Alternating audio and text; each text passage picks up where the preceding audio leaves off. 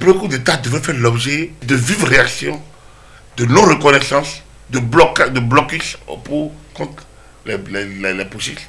Mais on a pu trouver dans ces coups d'État certains vertueux, d'autres justifiables, d'autres pertinents. Et lorsqu'on en arrive à faire ce distinguo, on ouvre la boîte à Pandore et ça n'a pas raté.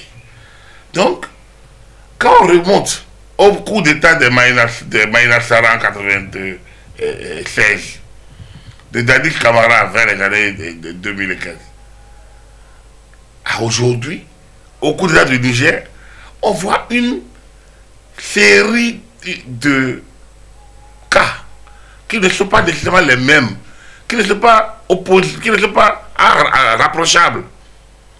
Mais en termes clairs, en fait, c'est des particularités de situation. Mais ça aboutit au même résultat.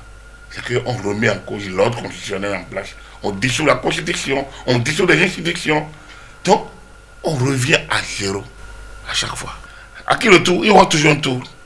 Mais que faire pour arrêter?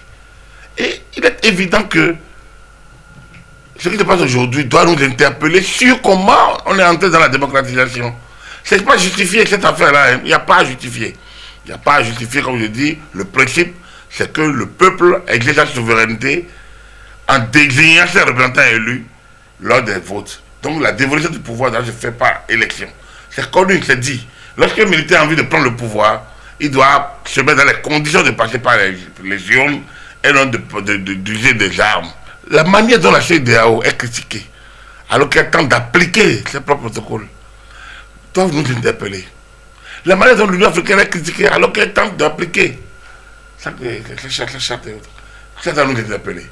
La manière dont les Nations Unies, auxquelles on a adhéré, et qui devait être le gage de la paix et de la sécurité au mondial, est attaquée, devrait nous interpeller.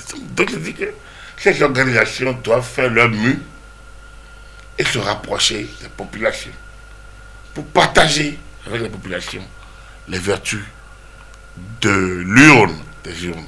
Le Gabon et le Niger ne sont pas dans la même situation. Donc au Gabon, il y a une élection qui est mal terminée, et un push qui est entre les dents. Je pense qu'il faut vite rétablir l'ordre constitutionnel. En fait, nul ne peut venir au pouvoir par les armes.